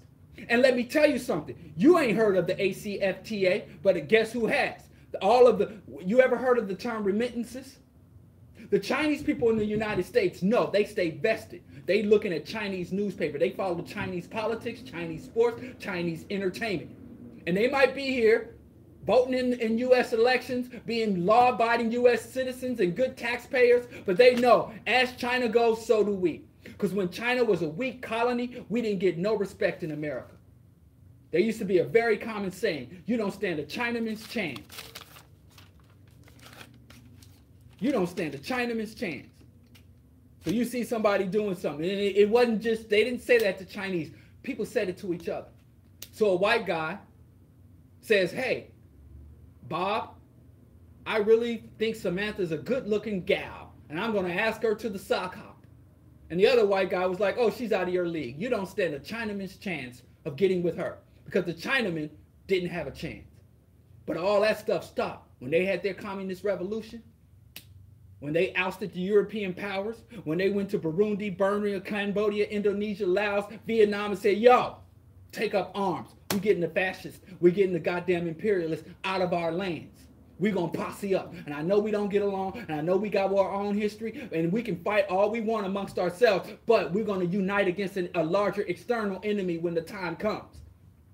All that Chinamen, all of a sudden, the Chinese are a model minority. Oh, they're just so diligent. White folks just share so much. Oh, they hate the Chinese as much as us. But they know if they mess with the Chinese, whether they mess with China, this nation, or they start messing with Chinese people in their country, there will be consequences. You don't find a respected population in the United States that don't have a powerful homeland wherever they come. If you come to the United States and wherever you come from is not powerful, they're going to treat you like dirt. You know, they hate Arabs, but the Saudi family come here and they spend millions of dollars. They rent out entire floors of luxury hotels. Nobody bothers them. We're the anti-Islamicists. It's about power. It ain't about getting along, all this kiddie emotional nonsense. This is about power and resources. That's what Pan-Africanism is about. And as every other race, every other region of the world posses up and they link with their diaspora. And the diaspora stays linked with their homeland. We got African people irresponsibly advocating that we just abandon our blocks, that we don't struggle to make these ties because somebody said something unpleasant to us. We think somebody going to displace us and become human resources for white folks and take jobs we think we were entitled to. You're going to abandon a global agenda for black liberation and power? And there's some Asian nations, that's the China free trade areas. When you go to the Asian tiger economy, And these are the more Western oriented. You got Hong Kong, Singapore, South Korea, and Taiwan. Those are the tiger economies. So you have literally two separate blocks of European panism. You got two separate blocks of Asian panism. Where are the two regions? Latin America and the CAFTA, Central America Free Trade Area. Now, right now, with the Bolivarian Revolution, you have the reason why you don't have Latin America with their panism, because there's two divergent, conflicting paths. You have the non-alignment with the Bolivarian, Venezuela, Cuba, a large faction in Brazil, Bolivia, and then you have those led by Colombia and Panama and Chile that want to align with the West. But right now they have two divergent systems of development and unification, and they're working it out. Now the United States wants the Western-oriented powers, so they're trying to subvert, they're trying to bring Cuba into the fold. They're trying to undermine the Bolivarian Revolution in Venezuela. But one thing I can tell you, Latin America is fighting for pan-Latin unity. And they want the Latin American immigrant community in the United States is also vested in this. They send resources. They fight like hell because they understand you either posse up or you're going to get took out, or your resources will be raped. Your economy will be controlled by foreign interests if you don't posse up. And ain't one nation got an army that can fight a United Nations, NATO.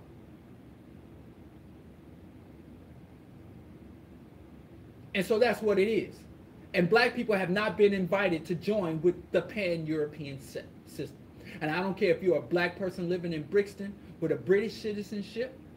I don't care if you're a black Australian, a black Canadian, or a black American. If you're dumb enough to think that when white people are sitting down making these agreements amongst themselves that they're thinking about their black citizens, or consider including their black citizens, or allowing their black citizens to participate and fully benefit from these, yeah, you can strap on an M16 and put on a U.S. military uniform and go kill all the other black people on behalf of America. And guess what's going to happen when you reach back to America? How many black soldiers came back to the United States only to be lynched, to be locked up, to be left to be homeless out of their damn minds? How many more generations we going to go through this nonsense? How dare you? I have no patience for any African rejecting Pan-Africanism.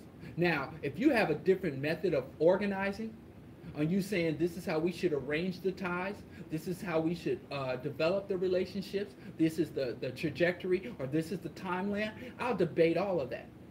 But if you're telling me Africans should cut themselves off from the African diaspora shouldn't come together and then have formal economic, military, social, cultural, and academic ties with the African continent, you are an enemy of the people.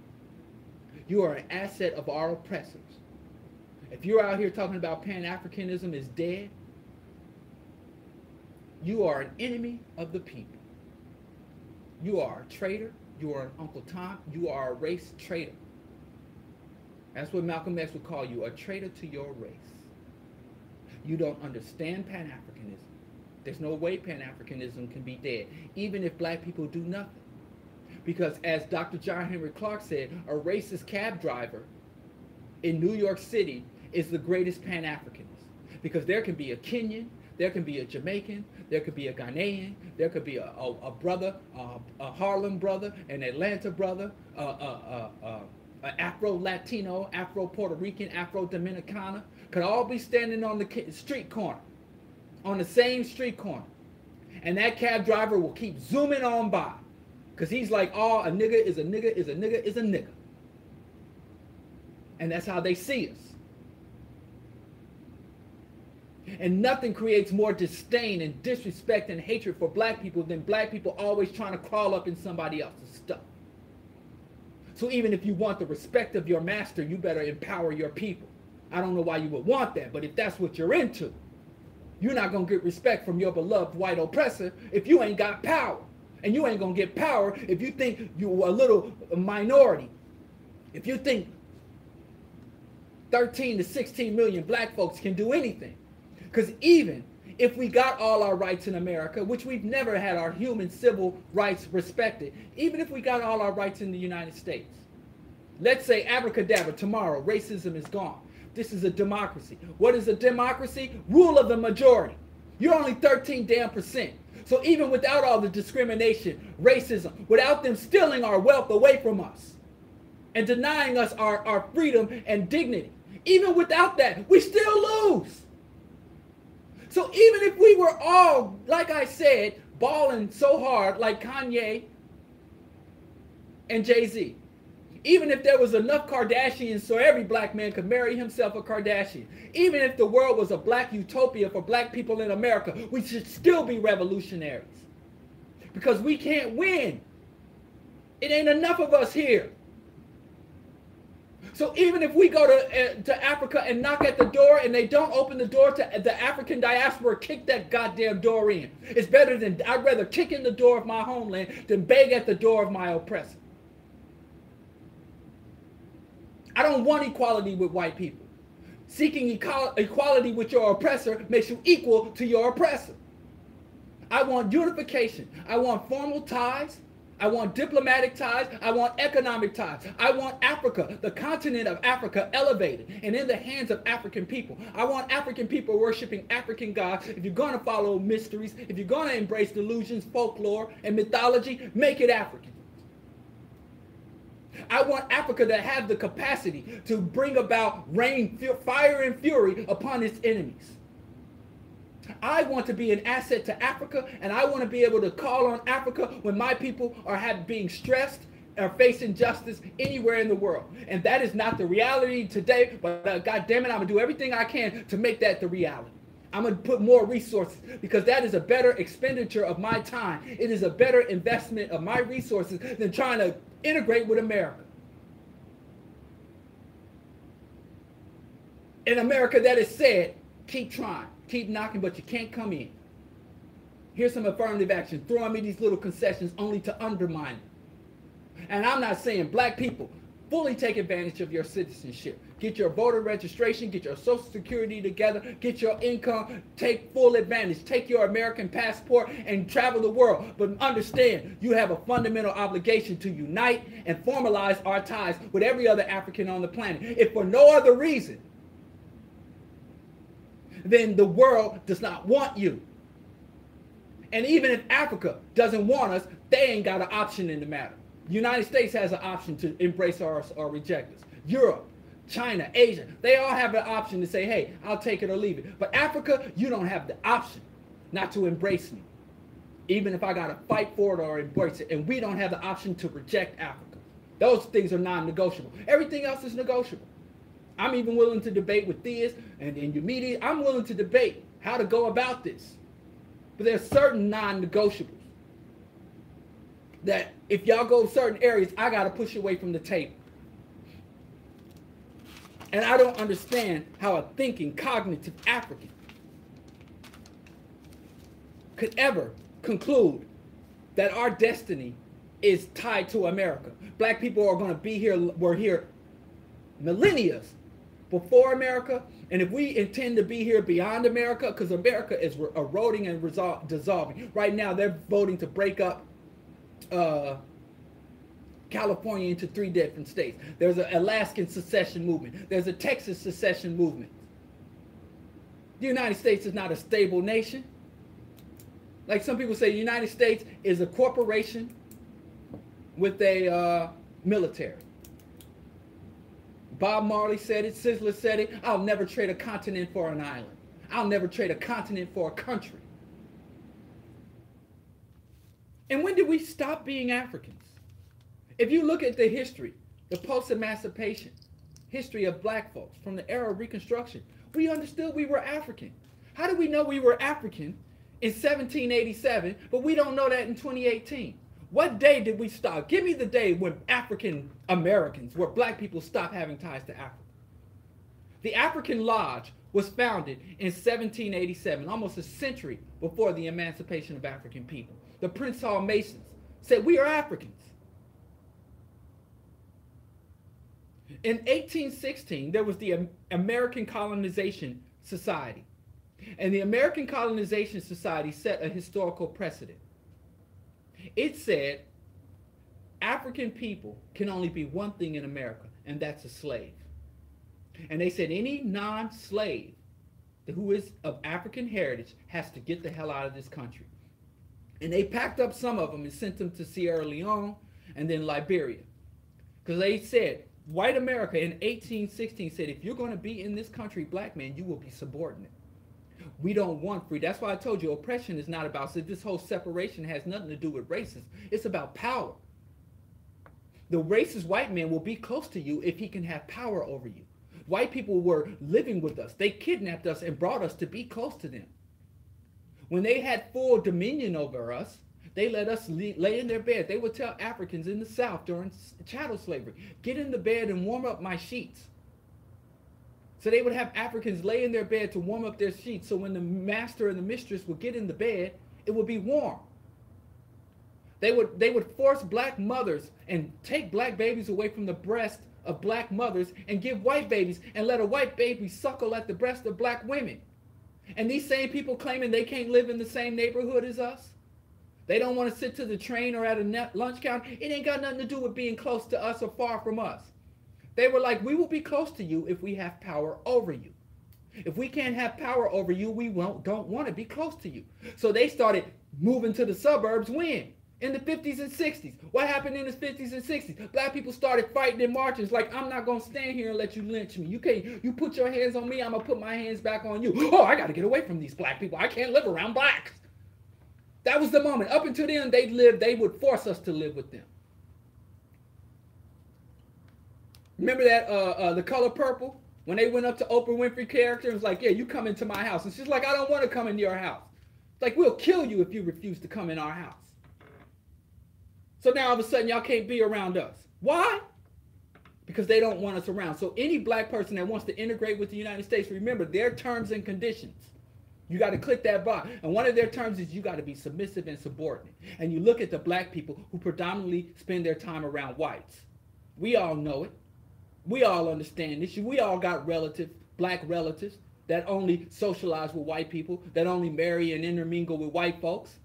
And we know how they act. And we know if they acted any other way, the white people will reject them. So they got to conduct themselves properly.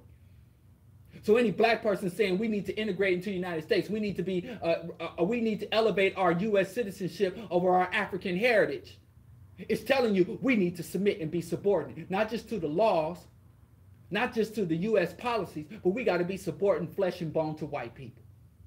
And the American Colonist Society in 1816 said any free black man needs to get out of our country. They didn't say slaves, get out. Slaves, you can stay. We like y'all. Y'all good. Y'all know how to act. Y'all respect this country. Y'all stand for the anthem.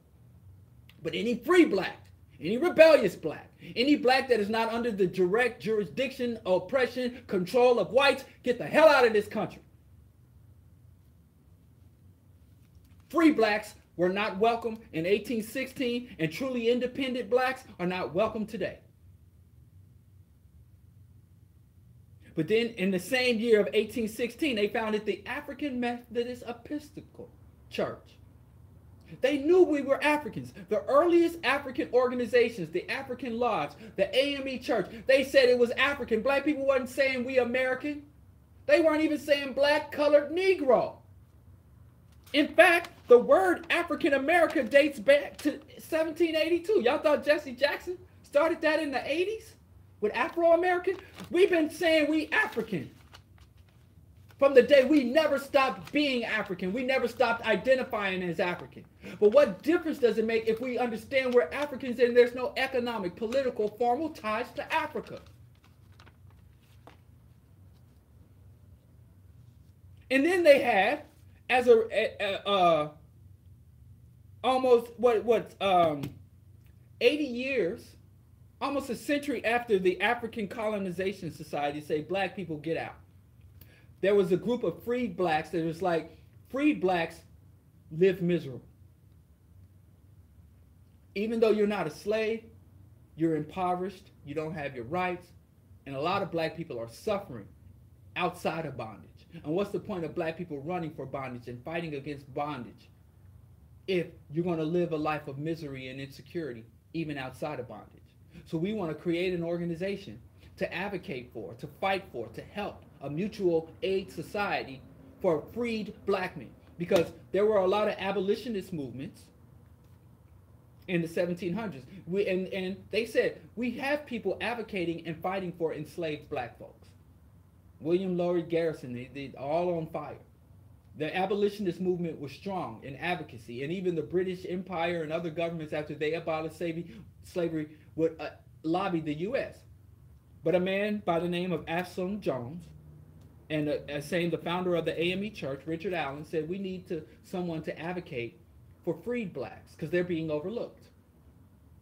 So what did they call this organization? Did they call it the Free American Society, Free Black Society, Free Negro Society? They call it the Free African Society. It was the first political advocacy, black advocacy group in the United States. It was called African, not black, not Negro, African, not African American.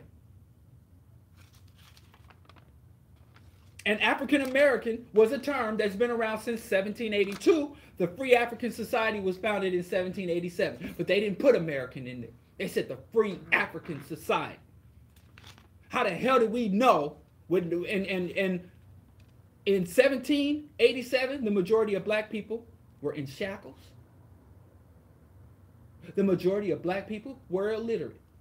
The majority of black people didn't have no passport. They never traveled, didn't read no books by Molefe Ashanti. They didn't have John Henry Clark.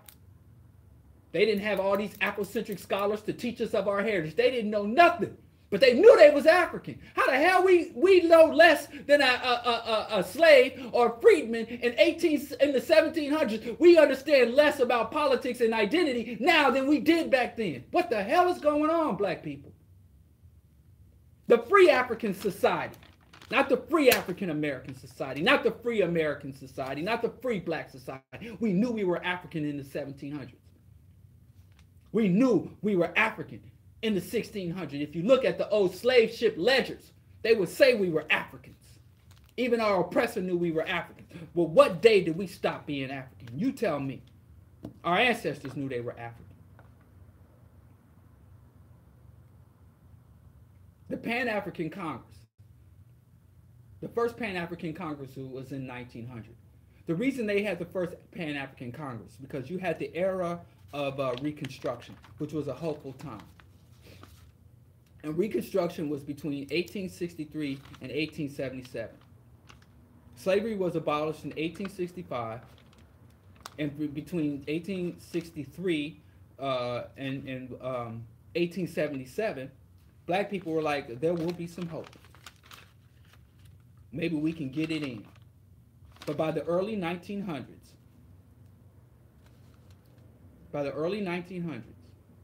less than 40 years after the Emancipation Proclamation, Africans figured out it didn't work. It was a lie. They don't respect our citizenship rights. They don't respect our humanities. And they took off the physical shackles to only put economic and political shackles around us. So as early as 1900, black folks says, our destiny is not tied to white America. We have to look to the East. We have to look to our original home. And those men understood way back then, if Africa's not free, if Africa's not strong, no African anywhere in the world will be strong. The United States is strong because Great Britain is strong. Canada is strong because Great Britain is strong. When Spain and Portugal was powerful nations, so were their colonies. And as the homeland loses power and prestige, so does the diaspora. So there were 6 Pan-African Congresses. They brought black people from Europe. They brought black people, of course, from the African continent. They brought black people in the United States and the Caribbean. I'll have to review, I don't know, but I think the Afro-Caribbeans were also representing Africans of Latin America, of the South America. But I have to look and see who were the Afro-Latino. But they had these congresses. It said, black people, all of the protest petition we had been given in 1868 We had the right to vote. We had the right to run for public office. We had the right to enter into contracts. We had the right to apply for bank loans. We had every right a white man had. But yet we had none of the standing. Yet they were still lynching us. Yet they were still denying our humanity. They gave us a brief glimpse of integration and freedom and snatched it away. And the only way, in any time of concessions or rights they grant us, any opportunities we get, they can take it away at will because there will be no international consequences. So we had enough sense in 1880. And they came up with several. There was a lot of internal debate. A lot of internal debate. Now you have to understand that Pan-African movement is not the same as the Back to Africa movement. In fact, the chief Pan-Africanist, like H. Sylvester Williams, did not advocate for repatriation back to the continent. In fact, another key early Pan-Africanist, W.E.B. Du Bois, stood in great opposition to Marcus Garvey. Because Garvey said, let's pack up, we out. Let's make this Harriet Tubman thing an international movement and get the hell out of here. The whole country's a damn plantation, not just the South. We out. But Garvey also said, for those who don't want to leave, I will go and establish ties, and you will be our representatives here in the United States. So Garvey wasn't under the illusion that every black person was just going to pull up stakes and move back to Africa. But he said, we're going to create formal ties between Africans of the Caribbean, Africans in the Americas, and continental Africans. And the United States was gravely threatened by that. And J. Edgar Hoover, who had not ascended, there was no FBI at the time, it was the OSS. He was a simple clerk. Had framed Garvey because it was a threat. They didn't exile Du Bois. They didn't undermine Du Bois because they said integration. Du Bois wants to integrate. And as long as they chasing in behind us, we can regulate. But if they're like, we don't need you, we don't want you, then that's a threat to our interest. So in 1897, you had H. Sylvester Williams. He founded the African Association, the Pan-African Congress in 1900, United. And then Garvey wanted to name his organization United African. But he said that he wanted a mass movement. And by that time, Africans had adopted, we had been called Africans up until the early 1900s. In the late Reconstruction era. So United Negro Improvement Association, another, or it was more commonly known on the street as the Back to Africa movement. Just like the Black Panther Party was actually called the Black Panther Party for Self-Defense. We just call them the Black Panther. The UNIA was called the Back to Africa movement, or Garveyites. How were the majority. In 1914, the majority of African people were agricultural workers, migrant workers. We had very few scholars. And our literacy rate was respectable, but we didn't even have mass literacy. How are those illiterate sharecroppers more intelligent about geopolitics than Africans are right now today?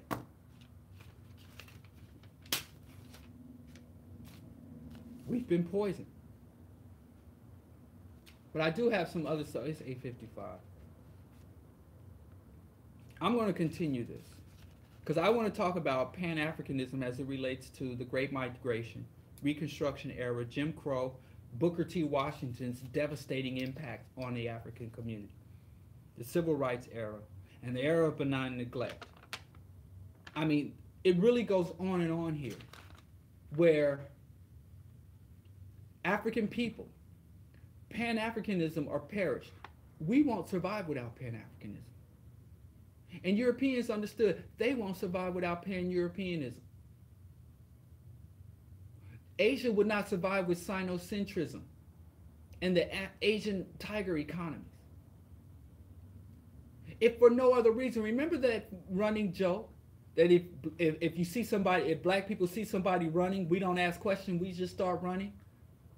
And we make fun because that shows how keen black people are, how sharp and aware we are. Whereas white folks, when somebody's running, they're like, hey, what's going on? And they start walking towards the danger. It's like, black people, you ain't even got to tell us what the danger is. We're so alert. We're so hip. And they even have videos of black people. They even have videos of black people just start running, and they show the other black people, don't ask no questions, run. Everybody running, ask no questions, let's run.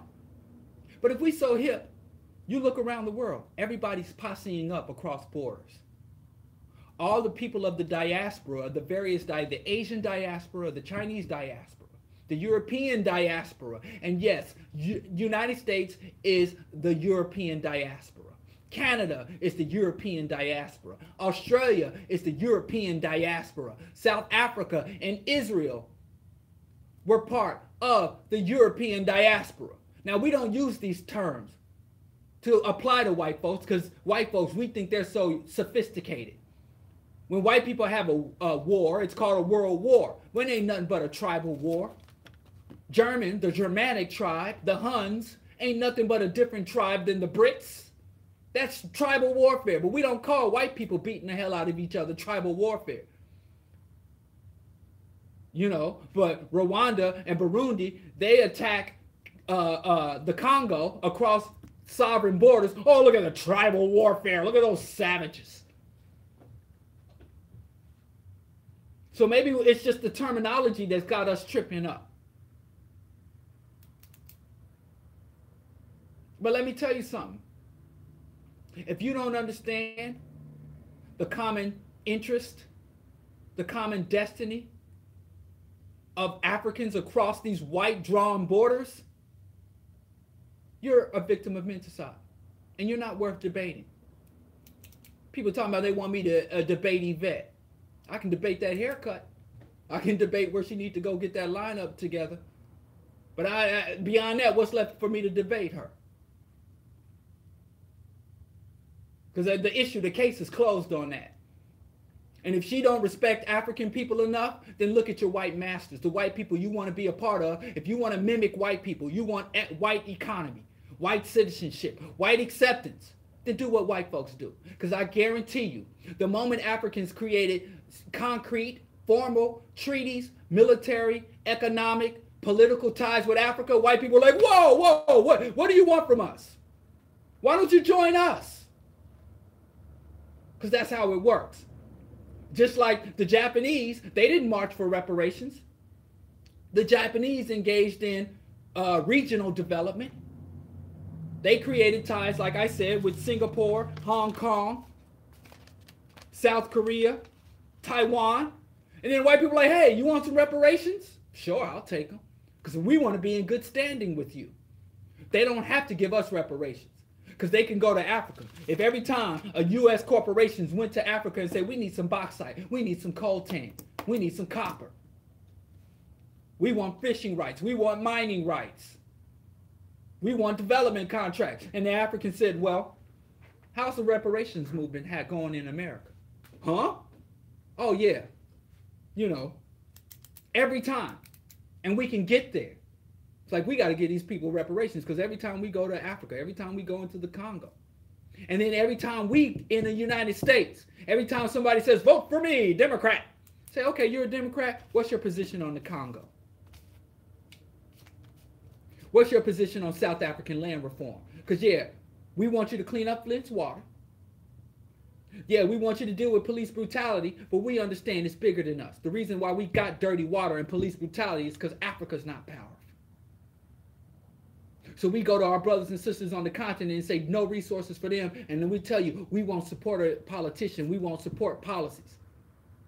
We won't join the U.S. military. And when we join from the U.S. military, just like we did in the Vietnam War, we will have black soldiers protest. And every black person that ain't down, that don't respect the unity, we will have a protocol in place to deal with the black people who don't respect the black agenda. That's when our children are no longer dead in the streets. Our children are no longer in decrepit, mold-infested schools. Our daughters are not being raped and without consequences. That's how you get power, not petitioning America. Because the first thing the United States is going to say, give me freedom. And if I don't, give me my rights. And if I don't, fire that policeman that shot that unarmed child. And if I don't, well, we're going to protest and beg harder. No, I can live with that. Y'all playing games. This is Bro Diallo Show on Q4 Radio, AM 1680, iTunes, TuneIn app, search Q4. I hope the digital issues have been resolved. But I want to share some words of Pan-Africanism. I think for the next few weeks, I might just be paying Pan-African icons. I want to share the words of Kwame Ture. All African People's Revolutionary Party. All Africans people. Get the hell out of my face. If you respect these white drawn borders, inside the continent or outside the African continent, you are still a slave. And I ain't got, and let me tell y'all an unfortunate secret. Something that I've learned. You cannot free a slave. You can't free a slave. You can free an enslaved person. If someone is enslaved, you can free them, but you can't free a slave. And if you force a slave to follow you to freedom, they're going to compromise your move. So you got to do like Tubman did. And if you study intensely African slave rebellion, there is not one organized slave rebellion where the organizers didn't say, don't go to the house niggas. Don't tell them of their agenda. And sometimes you got to take the machete to the house nigga before you take it to massa.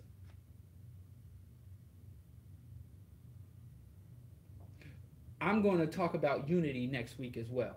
I'm going to continue this discussion about how Africa's strength or Africa's weakness, Africa's unity or Africa's dissolution has impacted black people in the United States, and how black people mobilizing impacts Africa and the Caribbean, Panama, Latin America, Central America.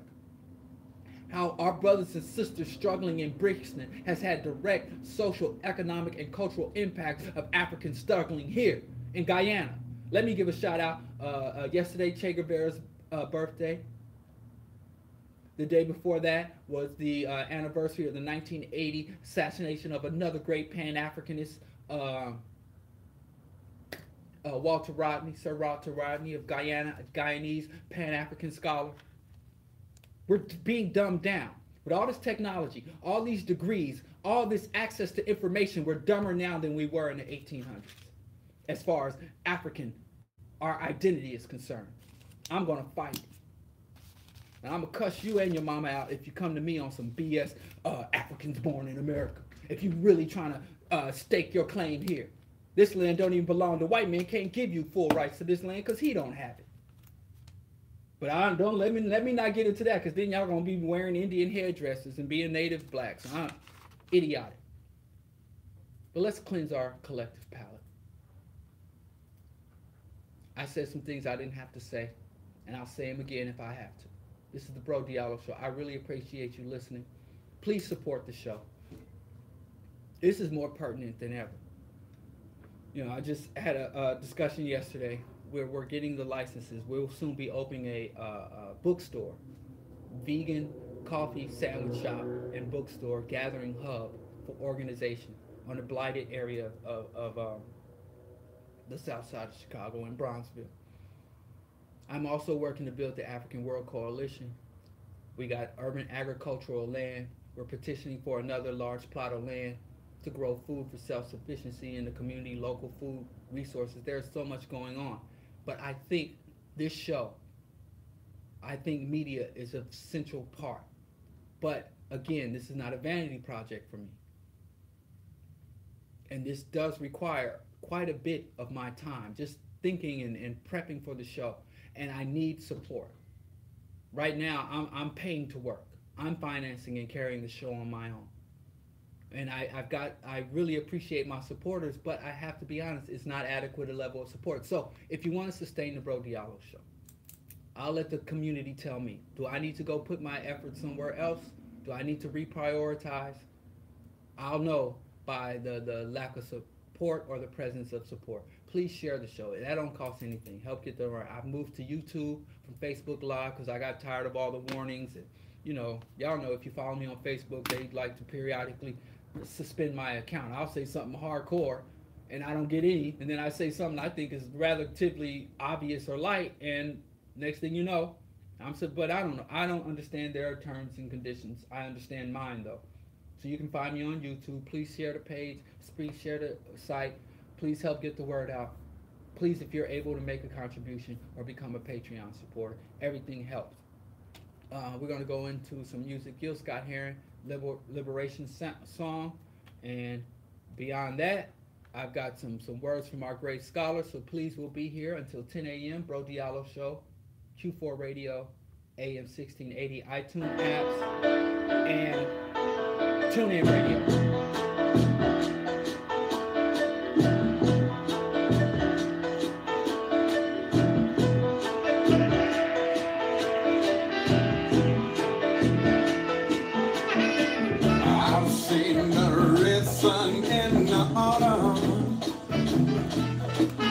Thanks for listening on YouTube. We're going off YouTube, but I'll be live on the air. So you can go and listen at q4.org, and you can find this show archived at diallokenyatta.com. Seeing the leaves be turning to golden brown.